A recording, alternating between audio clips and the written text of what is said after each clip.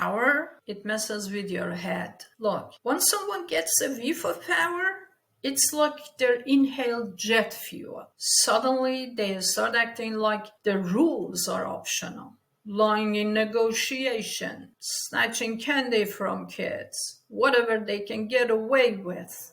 It's not just anecdotal either. Researchers in California ran a bunch of experiments and surprise, surprise, the people with more power acted worse across the board. It's like money and status make people forget how to behave. You know, the guy Keltner, the psychologist, he's seen it all. He'd tell you flat out, power doesn't just inflate your ego, it shrinks your sense of decency. Rich kids, for instance, are more likely to shoplift than poor kids.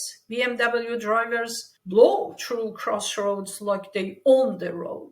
When people get power, they don't get better, they get greedy, selfish, and reckless. Like eating cookies that weren't even theirs. Real classy, right? Used to be influence was about charm, culture, shared value, you know?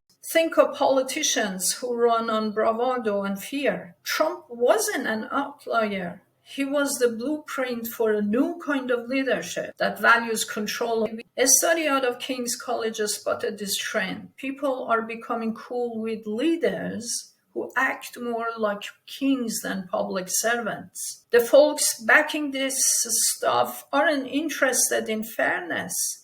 They're interested in control. It's not about helping people. It's about keeping a score and staying on top. When you get power, your body literally changes. Testosterone spikes. Stress hormones drop. You get more confident, more bold. That sounds great, right? Except it also means you stop second guessing your bad ideas. You feel untouchable, like you can cheat, lie, even stray from your relationship because, hey, you got options now, right? One researcher showed that just remembering a time you felt powerful could boost your performance in interviews or speeches.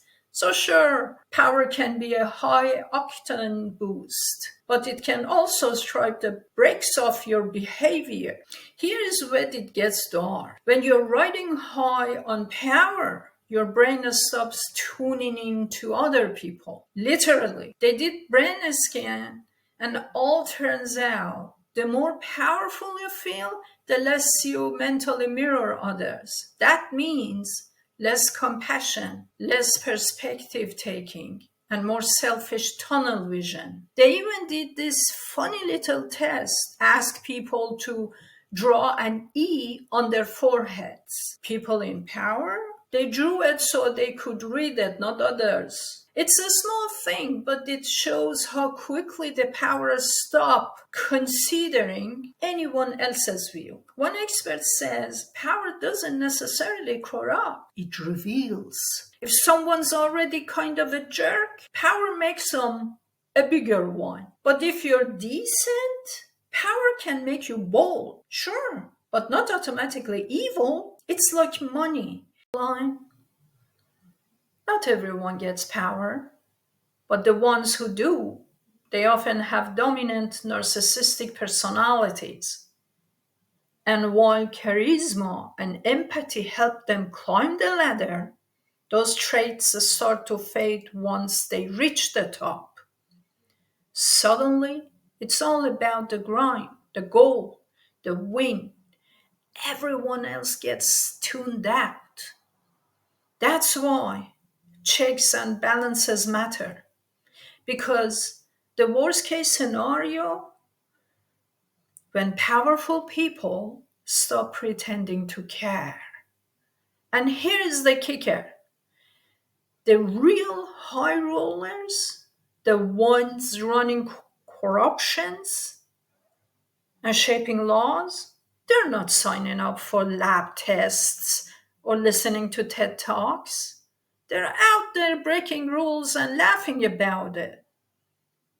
That, my friend, is the real gut punch. Power doesn't wrap people, it eats them. And unless we are watching, calling them out, and holding them to account, they'll keep getting away with it.